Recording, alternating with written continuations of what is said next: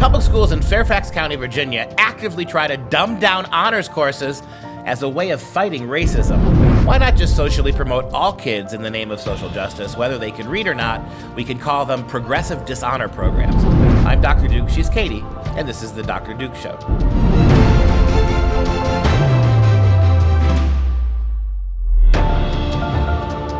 Hello, everyone, and welcome to the Dr. Duke Show, the only program that keeps you educated on the craziness impacting K-12 classrooms and college campuses around the world. Today we start in Virginia, where a program for gifted and talented students is being torched, undermined, completely watered down as a way of engaging in anti-racist curriculum. See, honors school programs are biased because not enough black and brown-skinned people qualify. And so what do? Rather than to continue to try to push black and brown-skinned kids up the ladder, you're going to pull down those Asian and white kids in honors programs. This, in my mind, is what I call dishonor programs. And it's exactly what the public schools are all about. And we've talked, I don't even know how many times, about Fairfax, Virginia schools. I don't know what is happening over there, but if you want to look at the absolute decay of education, go to Fairfax. You can go to Fairfax, Virginia. If you want to go somewhere not named LA or New York, I mean, you can just... Little side note, I actually was offered a university job teaching at in Fairfax, Virginia. So this is all your fault. And when I was there, it felt creepy. This was 20 years ago I was there. It felt like a very creepy liberal place. False. It's like you didn't save the children. You did not save the children. 20 years ago, it was like they were ashamed of their history. It was Virginia, for God's sake. It was like everybody was apologizing for everything that had happened in that state. It's very weird. Yes, well, speaking of their history, we're talking specifically about the Thomas Jefferson High School for Science and Technology. Get it? Thomas Jefferson, because they hate him. Okay. Well, Azra Nomani, who is a former Wall Street Journal reporter, wrote about what is happening at Fairfax County. And she's arguing the new policies at the Science and Technology High School are angering the parents of the minority students. Okay, so this is supposed to be for the minority students, but the minority students are the ones angered. Are we on? You're with me. Okay. She writes, however, in superficial and dubious response to the killing of George Floyd last year, the Fairfax County School Board's 12 members recently eliminated the race-blind, merit-based admissions test to the largely Asian school. They argued high test performance was a barrier to Black and Hispanic students. Most Thomas Jefferson students have tested in the top 2% of nationally normed tests that measure cognitive development, the IQ levels largely ranging from gifted at about 120 to genius at about 160. So what's happening is in Fairfax County, this specific school for science and technology, the Asian students are being punished, and they are going to be, or should be, the eventual leaders in the brains of this country, but we can't have that. We can't have that. And they're also a minority. Thank you for that insight. Asian students are a minority. You mock me, but we treat them as if they're not. When it comes to school, we treat them as if they're not a minority. They are a minority. And they're a racial minority that's been successful here because they've come over here and they've shut up and done their work. Oh, did you just tell minorities to shut up? No. The kids of Asian families are dedicated to their work because mom and dad make sure that's the way it's going to be. The Asian kids, generally speaking, we've heard the old tiger mom phenomenon. School means a lot to the Asian community, both in Asia and here. We should emulate that. Or would that be called? No, here's my question. If we try to get black and brown skinned kids to see education as fundamental as Asian kids did, is that cultural appropriation? See, and that's the issue. What I'm hearing is that the Asian families, the parents of these students, are the ones dictating and pushing for their students to be educated. So what they're doing is being parents. Wanting their children to learn, and somehow it's the kid's fault for that. So, but on the other side, it's not the parents of the Black and Hispanic kids' fault. They're just all oppressed. There's no accountability there at all. That's what we're being told is that. And I go back to my point. So it would be a lot easier to try to convince African American parents, African American parent. That's part of the problem, isn't it? that if you look at the way Asian American couples stay married and the way that African American couples don't stay married or don't marry at all, these are those sociological things that matter a lot that you're not allowed to talk about. No, you're not. So we're going to go to then, continuing on with what Azra Nomani had said. School officials have replaced what we talked about, these tests that these Asian students were doing top 2% nationally, with a holistic popularity contest for students who best fit their portrait of student, in quotes, portrait of student, with race-based criterion, middle school quotas, and subjective markers about whether a student is an ethical global citizen, a creative and critical thinker, a goal-directed and resilient individual, an innovator, a problem solver, a leader, a collaborator, and a communicator. Now, that whole portrait of student sounds like something where you put the title on the wall and then you draw a little picture and you place it up there. It's kind of like putting art on your refrigerator, but that's what these schools are made up of now. But you're a leader, you're an innovator, you're a problem solver. Yeah, but the real problem is that unless you give the kids a real education, you're not going to get them there. And if the kids don't want a real education, you're not going to get there. I'm going to go back to what I said before. Didn't get to finish my thought. Katie's on a roll over there. God bless her. I'm going to finish my thought because it's a biggie. It's my fault for not getting it out there. And it is this. If that's where you're going to start from, right, where you have a mom and a dad in Asian culture, and that mom and dad work together to make those kids appreciate education. This is a culture and a way of life, much like the Jewish culture has been for a long time, where you mom and dad stay married, education becomes the central thing that kids have to do. It is the mission of a child, not play, not working on developing their athletical skills, not learning how to play the piano. It is school, boobala, right? That's what you got to do. If African Americans, it's a lot harder for African American kids to do this when mom's working 40 hours or 60 hours a week and dad is nowhere to be found. It's much more difficult to do it that way. And so here you have a situation, ironically, where you have the highest achievers in the country, a certain level of Asian kids, and then you have some minority kids. And the struggle now is the only way you're going to be able to get those minority kids up to whose faces you want on the wall with all of your characteristics is to teach them something. Teach them something, make them learn something, hold them accountable. But that hasn't worked. So now what's the next best thing?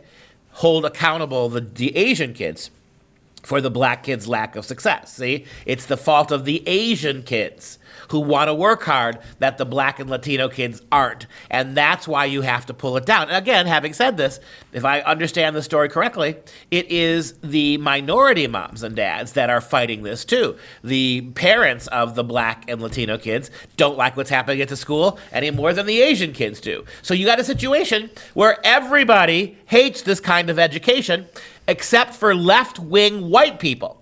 Maybe the solution is to get left-wing white people, particularly white women, out of the public schools, and I'll bet you the situation would fix itself.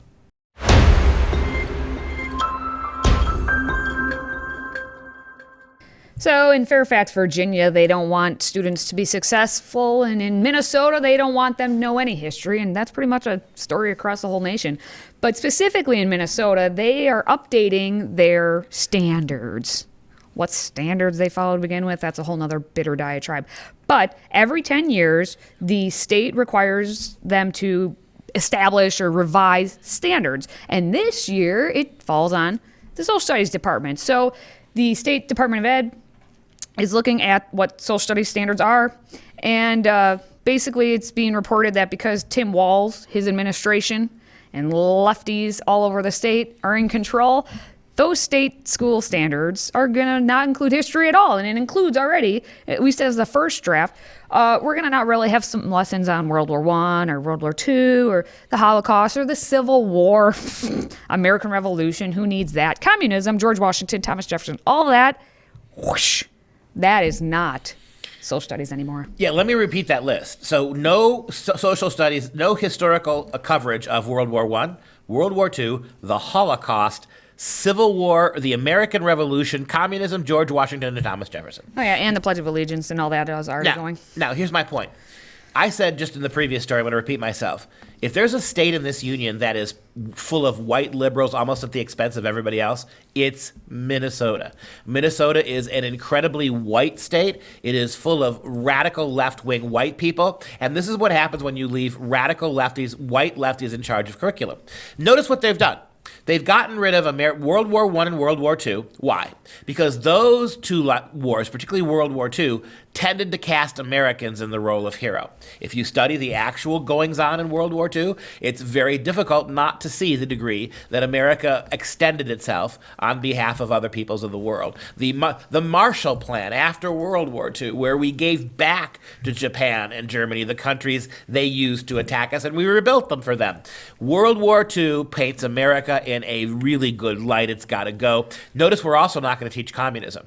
Because if we teach communism, we'd almost have to talk about the horrors of communism, and that may not make little kids want to be communists. And then finally, the white liberals of Minnesota have decided that the very waspy Lutheran, right, white liberals of Minnesota have decided we're not going to teach the Holocaust, a real example of social justice and the need for it.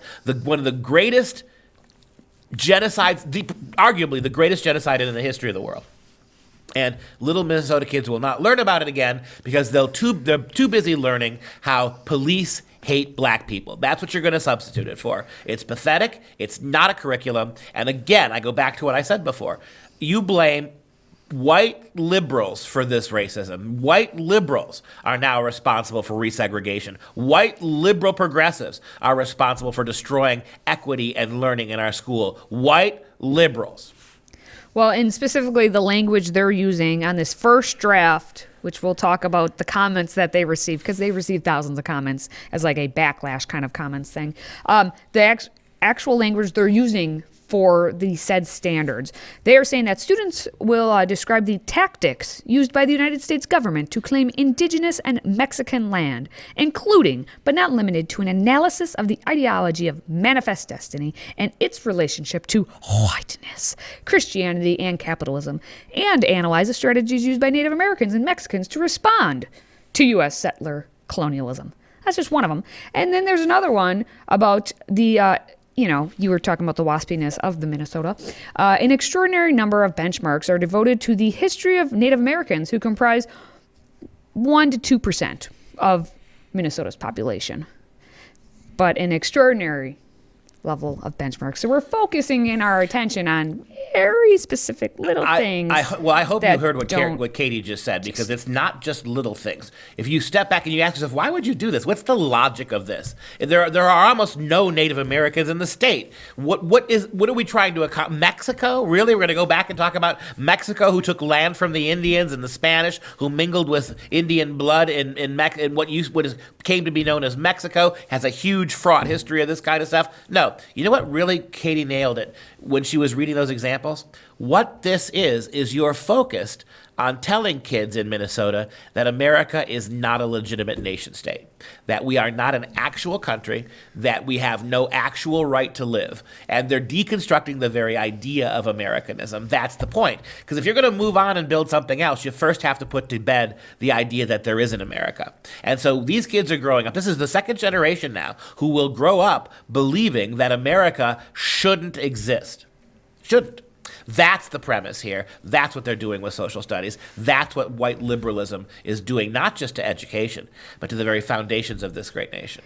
So the group Raise Our Standards Minnesota actually got more than 5,000 families or people to send letters to the committee who writes these standards, and basically objecting to like all the anti-American everything that is going on. And so, they actually pointed out, made it crystal clear to moms and dads across the whole state of what the state is attempting to kick out of the curriculum and what they're attempting to put in is the standards, I should say.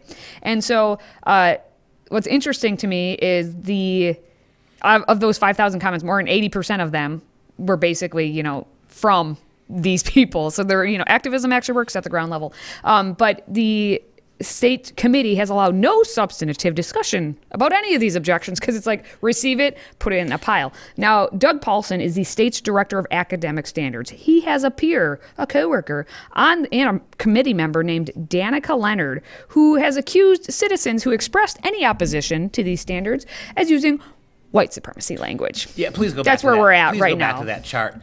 This is what I mean when I say just look at the logic of this. This is not about teaching them anything. It's about delegitimizing America. What is out in the curriculum? They will not mention the Pledge of Allegiance, nor make kids memorize it. They will not address or even represent the American flag. World War I, World War II, the Holocaust, communism, the American Revolution, George Washington and Thomas Jefferson, the Civil War, the brave Minnesotas of the 1st Regiment who were first to answer Lincoln's call for help. None of these things will be in the curriculum. That's because to talk about those things would be to talk positively about the institution that is the United States of America, which these communist white liberals no longer believe in, which is their right. It's not their right to hijack Minnesota classrooms to teach their warped worldview to your kids.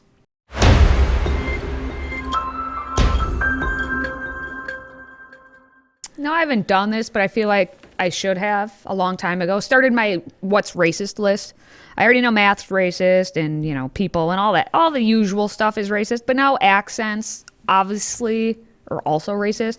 And basically it's if you don't understand one. That's the actual racist part of this. It makes perfect sense in a lefty loony world, but Michigan State University professor Peter DaCosta has decided that, you know what?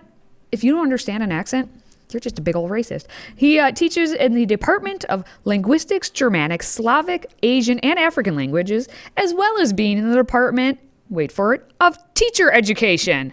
Oh, I personally have had to take a class on linguistics. It was through the English department, though. But, we learned about all this. Don't you worry. It's alive and well in every university out there. Now, he's saying that when and if and when you don't actually understand someone because of their accent, you're a linguistic racist at that moment. Linguistic can I racism. Just, as I want to do when she makes a good point and has a good story, can I just repeat this, underscore Every this? time. Really? You're living in America. You've always lived in America. You've grown up in America, surrounded by Americans of all different colors, and they all sound and speak more or less the same. Somebody comes over from a foreign country and you don't understand their accent. It's your fault. It's your fault. It's not their fault. It's your fault. You're a racist. The responsibility is on you. You should have understood it. The fact that you don't see, you didn't live a life like Peter DaCosta. You didn't spend your life going to college and learning foreign languages. Peter DaCosta, he actually spent his whole life trying to get rid of this one particular form of racism. He's going to not be surprised by any accent Peter DaCosta encounters is going to be fine. Although I would bet you there are lower class, poor, minority accents that Peter DaCosta hasn't heard. Bet you there are poor people in this country who Ivory Tower Peter DaCosta has not associated with. Bet you a lot of money that there are those voices and those accents that he looks down upon, that he's not going to understand himself and recognize. See, he can be an elitist. Yes, he can. But, you are guilty of being a linguistic racist. It literally is your fault. Yes. If you don't understand somebody else's foreign accent. Sometimes that's coming out of the mouth of an Ohioan. I don't understand what's going on over there. Now, according to... This is from the land of the bubbler. Come at me. Sorry. Linguistic racism occurs when acts of racism are perpetuated against individuals on the basis of their language use. Victims of such racism are generally speakers of language like Spanish or Arabic, of all or varieties to pick, of a language like African American Vernacular English, AAVE. And this is my linguistics class where we talked about this all the time. Let me tell you why this is BS. The average white bread little middle class kid is walking around using black terminology all the time. Ebonics. They can't wait to work the latest. And now you see what Peter DaCosta does. Now those little white kids are getting it both ways. Little white kids who listen to African American music and want to talk like little gangsters. They are both, at the same time, white liberals, they are co-opting and culturally appropriating black culture while failing to understand and appreciate its uniqueness. At the same time. You cannot win with these liberals. And he does say that the white affluent members of the society use the standard English. It's predominantly used, the mainstream language. And I want to know, what kind of language does he speak? What does he say? Well, I would bet you, given that he started with Spanish, I'll bet you DaCosta there is not Italian. I'll bet you he's got Hispanic blood. And so poor little boy grew up speaking with a Spanish accent. And rather than assimilate to what everybody else did, he got his little butt hurt. And now he's talking about anybody who, in the United States, anybody who encounters a Spanish accent and doesn't understand it is a racist. Yeah, and sounds like he's projecting his own little racial fantasies on people again. And his specific example is actually, he said that xenophobia is alive. A recent example is the false labeling of COVID-19 as the Wuhan virus. Why is that false, Peter? Discourse by prominent politicians. And first of all, excuse me, Peter, what does Wuhan virus have to do, Peter DaCosta? Maybe it's Pater. Maybe we are being racist. Maybe it's Pater and we don't know it. I just thought of that. Hey, Peter, continue. What does the Wuhan virus have to do with anybody's accent? How do you make a leap from me not understanding your accent making me a bigot to don't use the word Wuhan?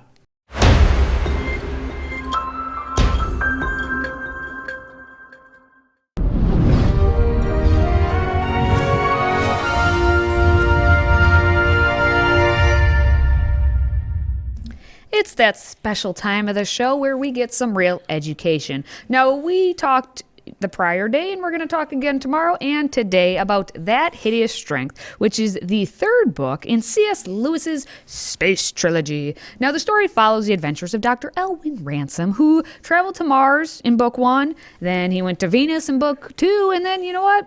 Book 3, I'm just going to stay right here on Earth. And the novel was heavily influenced by the writing of Lewis's friend, Charles Williams, and is markedly dystopian in style. We have extended Dystopia Week from last week to this week to talk about what's happening with this transference of government to the almost without opposition to the liberals in this country, and what a dystopia is. Remember, Mom and Dad, a dystopia is an attempt by human beings to turn to earth into heaven, to reject transcendence, to reject God, to reject tradition, to reject the slow creep of civilization, and like Marxists and socialists, use the power of the state to all at once and radically, by the stroke of a pen, turn America into the Garden of Eden. It never works. It never will work. Radical progressives over the last 100 years, men of the left, have been warning you about this in great books. C.S. Lewis was not a man of the left, but he also wrote a great dystopian novel called That Hideous Strength. And in his book, he warned you. Here, think about what happened in the recent election.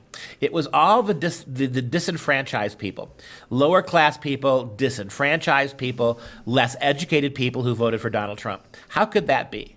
How could they, with their limited educations, have chosen somebody so wicked, while all the cultural elites on the right and the left voted for mainstream Joe Biden? Well, here's C.S. Lewis explaining the phenomenon that way back in 1945. One character says to another, "Why, you fool. It is the educated reader who can be gulled. Don't you know? In journalism, it is the educated reader who will believe anything. Why, you fool. It's the educated reader who can be gulled. All our difficulty comes with the others. When did you ever meet a working man who actually believes the papers? He takes it for granted that they're all propaganda and skips the articles. He buys his paper for the football results and the little paragraphs about girls falling out of windows and corpses found in Mayfair Flats. He is our problem.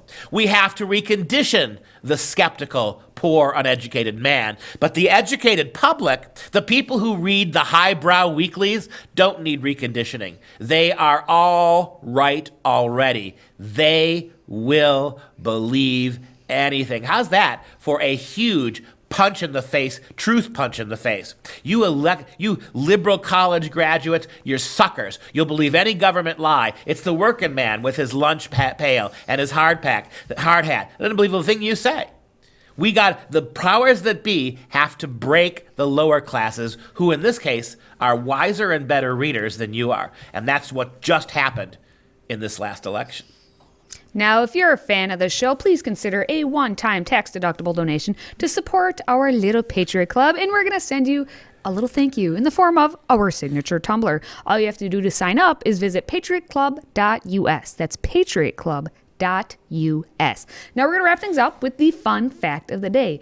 In the Amazonian rainforests of Brazil, there is a tribe and a language called Piraha that can be whistled, it can be hummed, or it can be encoded in music.